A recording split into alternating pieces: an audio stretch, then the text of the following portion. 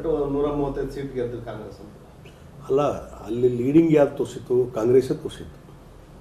ಹೀಗಾಗಿ ಇವತ್ತು ಈ ಎಕ್ಸಿಟ್ ಪೋಲು ಕಂಪ್ಲೀಟು ಫಾಲ್ಸ್ ಅನ್ನುವಂಥದ್ದು ಈಗೇನು ಅವರು ಸೋಲನ್ನು ಒಪ್ಕೊಳ್ಳೋ ಬದಲಿ ಒಂದು ರೀತಿ ಸಬೂಬು ಹೇಳುವಂಥ ಕೆಲಸ ಇವತ್ತು ಅವ್ರು ಮಾಡ್ತಾಯಿದ್ದಾರೆ. ಮತ್ತು ಇದು ಎಲ್ಲೇ 1-2 ಸಮೀಕ್ಷೆ ಪ್ರಕಾರ ಅದು BJP ಮತ್ತು NDA ಅಧಿಕಾರಕ್ಕೆ ಬರ್ತದೆ ಅನ್ನೋದು 1-2-3 ಹೇಳಿ 1-2-3 ನೆಗೆಟಿವ್ ಹೇಳಿದರೆ ಅದು ಅರ್ಥ ಆಯ್ತು ಬೇರೆ. ಇನ್ ಜನರಲ್ ಎಲ್ಲ ಎಕ್ಸಿಟ್ ಪೋಲು ಎಲ್ಲ ಚಾನಲ್ದವರು ಸುದ್ದಿ ಸಂಸ್ಥೆಗಳು ಏನು ಇವತ್ತು ಎಕ್ಸಿಟ್ ಪೋಲ್ ಮಾಡಿದ್ದಾರೆ ಆಲ್ಮೋಸ್ಟ್ ಎಲ್ಲ 99% ಎಲ್ಲವೂ ಹೇಳ್ತಾ ಇರೋದು ಅದೇ. ಹೀಗಾಗಿ 1-2 ಹೆಚ್ಚು ಕಡಿಮೆ ಹೇಳಿದರೆ ಅದು ಬೇರೆ.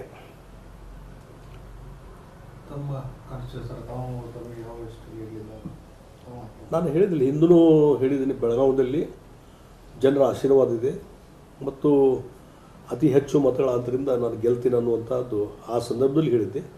ಇವತ್ತು ಹೇಳ್ತೀನಿ, ಬೆಳಗಾವಿಯಲ್ಲಿ ಅತಿ ಹೆಚ್ಚು ಮತಗಳ ಅಂತರಿಂದ ನಾನು ಭಾರತೀಯ ಜನತಾ ಪಾರ್ಟಿ ಗೆದ್ದು, ನಾನು ಅದರಲ್ಲಿ ಲೆಕ್ಕಾಚಾರ ಮಾಡೋಕ್ಕೆ ಹೋಗಿಲ್ಲ, ಅತಿ ಹೆಚ್ಚು ಮತಗಳ ಅಂತರಿಂದ ಗೆದ್ದು ಬರ್ತೀನಿ. ಸರ್, ಇವತ್ತು ಪ್ರಿಯಾಂಕ್ ಖರ್ಗೆ ಅವರು ಹೇಳಿದ್ದಾರೆ 400 ಪಾರ್ ಅಂತಾರೆ, BJP ಅವರು ಸಂವಿಧಾನ ಬದಲಾವಣೆ ಮಾಡ್ತಾರೆ ಅಂತ ಹೇಳ್ತಾರೆ, ಅವ್ರಿಗೆ ಜನರು ಆಶೀರ್ವಾದ ಮಾಡಲ್ಲ. ನೋಡಿ, ಸಂವಿಧಾನ ಬದಲಾವಣೆ ಮಾಡುವಂಥ ಪ್ರಶ್ನೆಯೇ ಇಲ್ಲ ಅಂತ ಹೇಳಿ ನರೇಂದ್ರ ಮೋದಿಯವರು ಹೇಳಿದ್ದಾರೆ, ಭಾರತೀಯ ಜನತಾ ಪಾರ್ಟಿ ಎಲ್ಲ ನಾಯಕರು ಹೇಳಿದ್ದಾರೆ. ಇವತ್ತು ಸಂವಿಧಾನ ಬದಲಾವಣೆ ಮಾಡುವಂಥದ್ದು ಹಕ್ಕು ಯಾರಿಗೂ ಇಲ್ಲ. ಹೀಗಾಗಿ ಈ ರೀತಿ ಒಂದು ವೋಟ್ ಬ್ಯಾಂಕ್ ಸಲುವಾಗಿ ಇವರು ಕಾಂಗ್ರೆಸ್ ಅವರು, ಪ್ರಿಯಾಂಕಾ ಖರ್ಗೆ ಅವರು ಈ ರೀತಿ ಸುಳ್ಳು ಸುದ್ದಿಗಳನ್ನು ಹೇಳುವಂಥದ್ದು ನಡೀತಾ ಇದೆ. ಸಂವಿಧಾನ ಬದಲಾವಣೆ ಮಾಡ್ತಾರೆ ಅಂತ ಇದು ಭಾಳ ಕಳೆದ 10-15 ವರ್ಷದಿಂದ ಹೇಳ್ಕೊಂಡು ಬಂದಿದ್ದಾರೆ. ಅದನ್ನು ಮಾಡಲಿಕ್ಕೆ ಸಾಧ್ಯನೇ ಇಲ್ಲ. ನಡಿ, ಈಗ ಶುರು ಮಾಡೋಣ. ಕೇಸರಿಯಿಂದ ಮನೋಲ್ಲಾಸ ಮನಸ್ಸು ಮತ್ತೇರಿ ಕುಣಿದಾಡಿದೆ ನೋಡು, ಮನಸ್ಸು ಮತ್ತೇರಿ ಕುಣಿದಾಡಿದೆ ನೋಡು. ಕ್ಷಣ ಕ್ಷಣವೂ ಆಚರಿಸಿ ಕೇಸರಿ ಹಬ್ಬ. ವಿಮಲ್ ಬಾಯಲ್ಲಿ ಹೇಳಿ ಕೇಸರಿ. DK ಒಂದು ಆರೋಪ ಮಾಡಿದ್ದಾರೆ, ಕೇರಳದಲ್ಲಿ ಒಂದು ಯಾಗ ಮಾಡ್ತಾ ಇದ್ದಾರೆ ನಮ್ಮ ಸರ್ಕಾರದ ವಿರುದ್ಧ, ಸರ್ಕಾರದ ಪತನಕ್ಕೆ ಅನ್ನೋ ಒಂದು ಆರೋಪ ಮಾಡಿದ್ದಾರೆ. ಶತ್ರು ಭೈರವಿ ಯಾಗ ಮಾಡ್ತಾ ಇದ್ದಾರೆ. ಈಗ DK ಶಿವಕುಮಾರ್ ಈ ಯಾಗ ಪೂಜೆ ಮತ್ತೊಂದು ಮಾಡಿದಾಗ DK ಶಿವಕುಮಾರ್ ಮೀರಿಸಿದವರೇ ಇಲ್ಲ. ಈಸ್ ಎಕ್ಸ್ಪರ್ಟ್, ಅದರಲ್ಲಿ ಎಕ್ಸ್ಪರ್ಟ್ ಇದ್ದಂಥವ್ರು. ಅಲ್ಲ, ಅದಕ್ಕೆ ಅವರೇ ಹೇಳ್ತಾ ಇದ್ದಾರೆ. ಅಲ್ಲ, ಅವರೇ ಹೇಳ್ತಾರಲ್ಲ, ಅದಕ್ಕೆ ಕೌಂಟರ್ ಮಾಡಲಿಕ್ಕೂ ಅವ್ರಿಗೆ ಗುರ್ತಿದೆ. ಆ ರೀತಿ ಯಾರಾದರೂ ಮಾಡ್ತಾ ಇದ್ರೆ ಅದಕ್ಕೆ ಪ್ರತಿಯಾಗಿ ಏನು ಮಾಡ್ಬೇಕು ಅನ್ನೋದು ಗುರ್ತಿದೆ DK ಶಿವಕುಮಾರ್ಗೆ.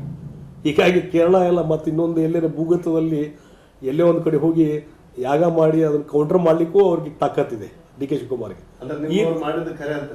ಅಲ್ಲಿ ನಾ ಏನು ಹೇಳೋದು, ಕರೆ ಐತೋ ಸುಳ್ಳೈತು ಗೊತ್ತಿಲ್ಲ, ಆದರೆ ಈ ರೀತಿ ಅವರು ಹೇಳಿ ಈಗ ತಮ್ಮನ್ನು ತಾವೇ ಒಂದು ರೀತಿ ಕೆಳ ಹಂತಕ್ಕೆ ತೆಗೆದುಕೊಂಡು ಹೋಗಿದ್ದಾರೆ.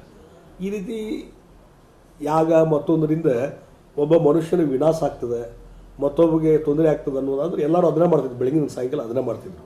ಹೀಗಾಗಿ ನಾವು ಬಸವಣ್ಣವರ ತತ್ವವನ್ನು ಪಾಲನೆ ಮಾಡುವಂಥ ವ್ಯಕ್ತಿ ನಾನು. ಇಂಥದ್ರ ಬಳಿ ನಂಬಿಕೆನೇ ಇಲ್ಲ ನನಗೆ. ಆದರೆ DK ಶಿವಕುಮಾರ್ ಅಂತವರು ಈ ರೀತಿ ಹೇಳ್ತಾರಂತಂದರೆ ಅದರಲ್ಲಿ ಈಸ್ ಎಕ್ಸ್ಪರ್ಟ್.